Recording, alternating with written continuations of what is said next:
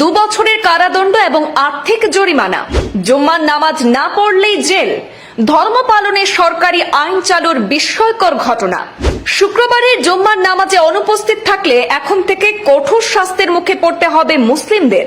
সরকারের নতুন আইন অনুযায়ী মুসলিম পুরুষদের বিরুদ্ধে 2 বছর পর্যন্ত সাজা এবং 62,000 টাকা পর্যন্ত আর্থিক জরিমানার বিধান রাখা হয়েছে। ধর্ম পালনে মালয়েশিয়ার তেরেঙ্গানু রাজ্যে এমন আইন চালু হওয়ায় বিস্মিত বিশ্ব।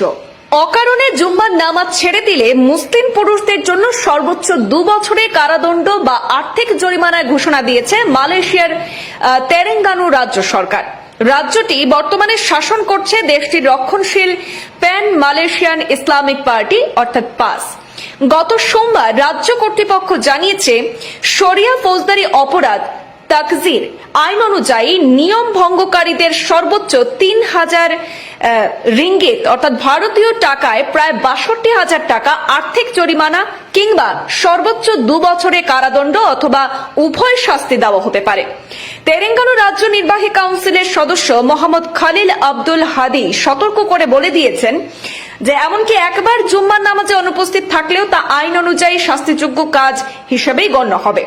প্রসঙ্গত, এর আগে টানা 3 সপ্তাহ জুম্মার নামাজে অনুপস্থিত থাকলে শাস্তির বিধান ছিল। তিনি আরো বলেন, একটি বিষয় মনে করিয়ে দেওয়া খুবই গুরুত্বপূর্ণ যে জুম্মার নামাজ শুধু ধর্মীয় প্রতীক নয় বরং মুসলমানদের আনুগত্যের প্রকাশ। তাই শাস্তি দেওয়া হবে একেবারে শেষ উপায় হিসাবে, যখন কেউ বারবার এই বিষয়টি উপেক্ষা করবে। ধর্মীয় অনুশাসনকে গুরুত্ব দিতে এবার আইনকে আরো কঠোর করা হয়েছে। সেখানকার রাজ্য সরকার জানিয়েছে, মানুষকে এই বাধ্যবাধকতার কথা মনে করিয়ে দিতে মসজিদগুলোতে ব্যানার টানানো হবে।